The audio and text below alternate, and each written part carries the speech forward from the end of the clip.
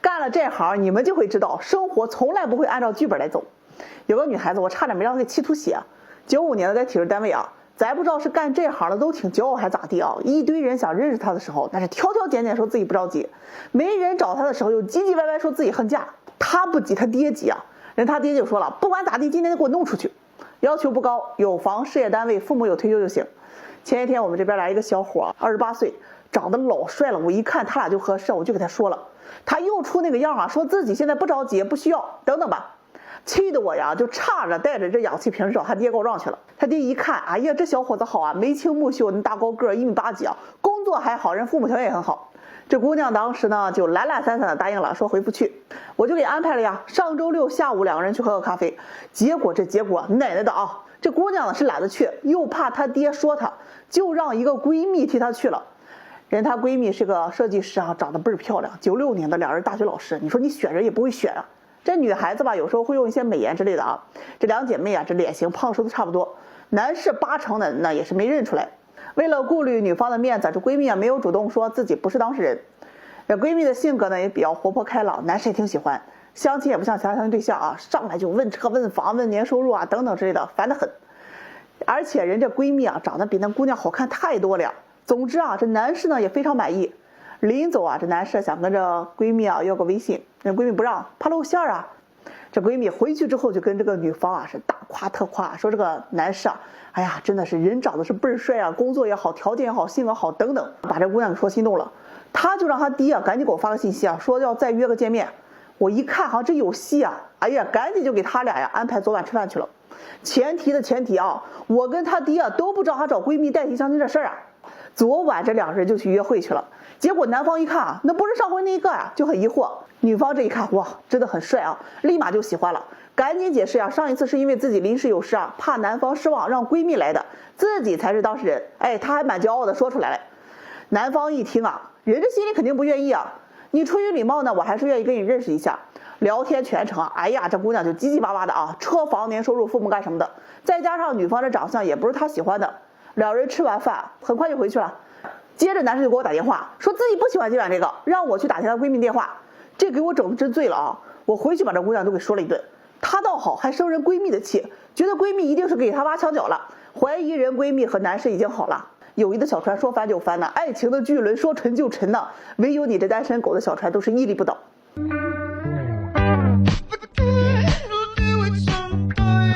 本期视频仅仅讨论一小撮部分女性捞女。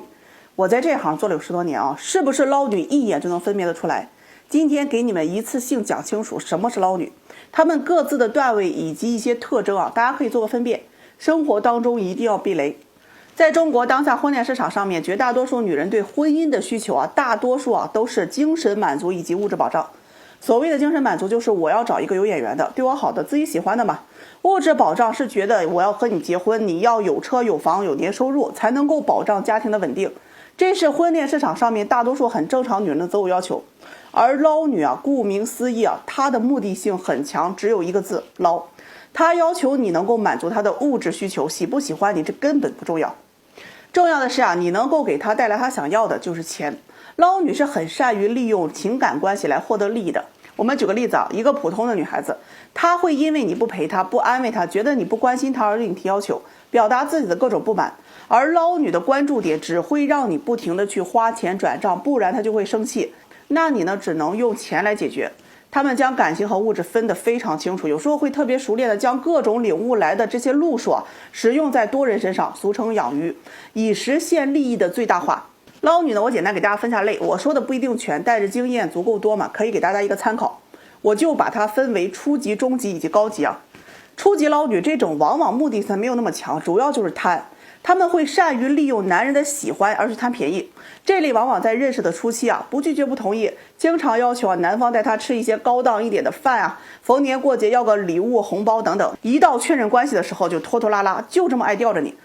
初级手段呀没有那么高明，他们一般就是贪你东西，你只要不给就会对你态度特别不好，这种很好辨别，就是你在追他的过程当中，你给他花钱他就会很开心，不花他就不搭理你。我曾经遇到一个很 low 的初级捞女，她长得很不好看，但是总有人愿意买单嘛。刚开始认识的时候，连外卖都得跟男人要，你是穷的连饭都吃不上了嘛？我就特别看不上这种。所以没确认关系，不停的跟你要礼物要红包的这种一定要放弃。中级捞女往往比较漂亮，你想想人家没点外貌资本，人家怎么捞啊？他们擅长玩的是暧昧，调动你的情绪价值，感情经验丰富懂男人想要什么，让你感觉的是忽冷忽热，而且懂得拉扯，给男人一种希望，让人觉得是有戏时常故意去靠近你，让你觉得是若即若离。当你忍不住向他表露心迹的时候，他却会拒绝你。可是该收的礼物一样不落，手段比初级那是高明多了。他也很关心你，让你觉得很真诚，在这条爱的路上面不停的去引导你，有选择的对你说一些真心话，然后感动之余呢，慢慢的就会让你沉迷其中，不能自拔的男人就会疯狂的给这些女人花钱，他们却从来不愿意或者很少给你花钱。他们比初级捞女那可聪明多了，会给你一些小恩小惠，给你一点希望，让你能够继续付出，尤其是在一些特定节假日到来之前，情绪不好失落等等各种理由需要一些红包安慰。而初级捞女往往态度就不咋地了，你喜欢我你自愿嘛。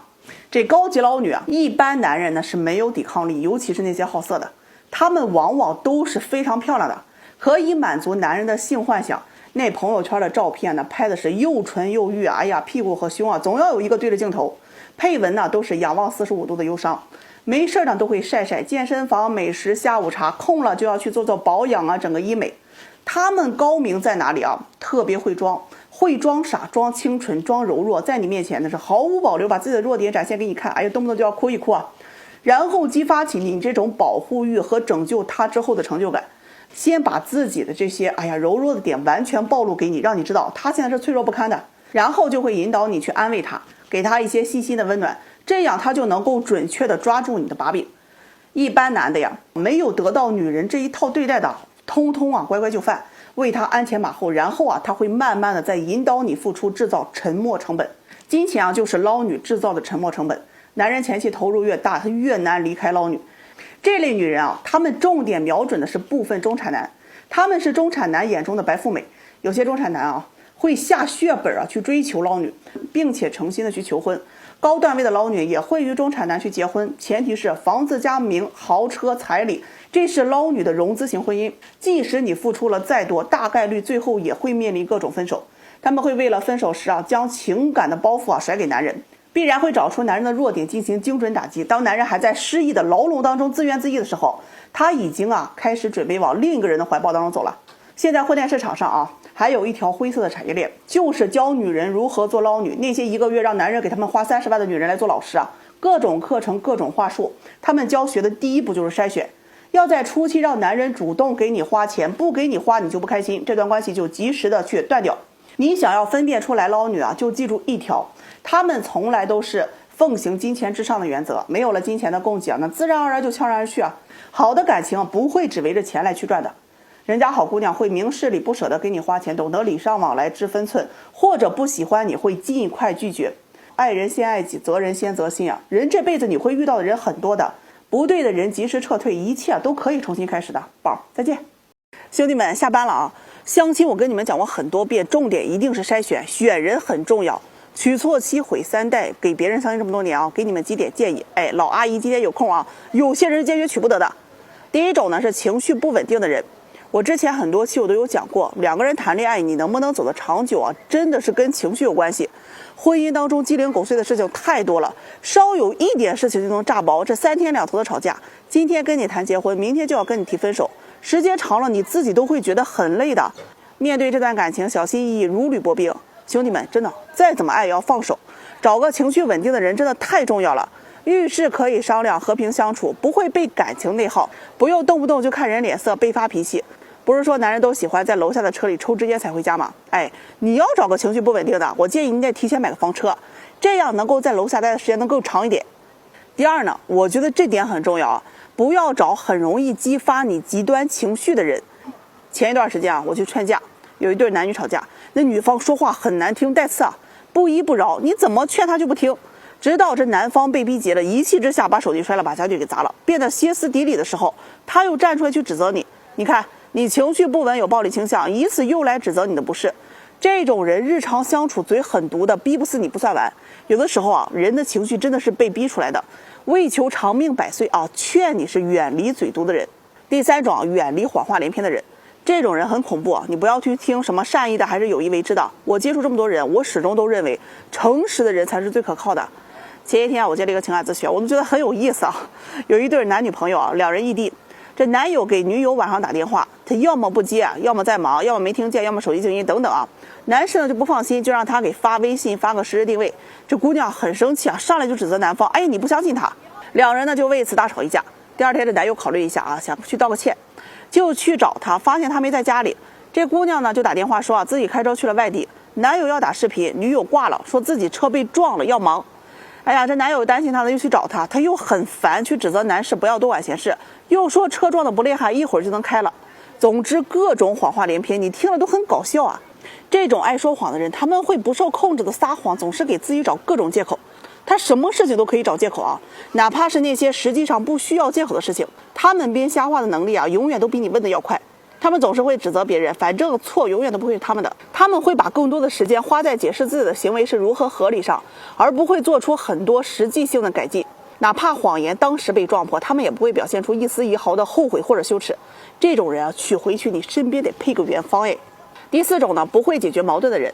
你们记住啊，一段关系能不能进入到婚姻，不是看你们多幸福的时候，而是看你们有多糟糕的时候，一定是看你们是否具备化解矛盾的能力。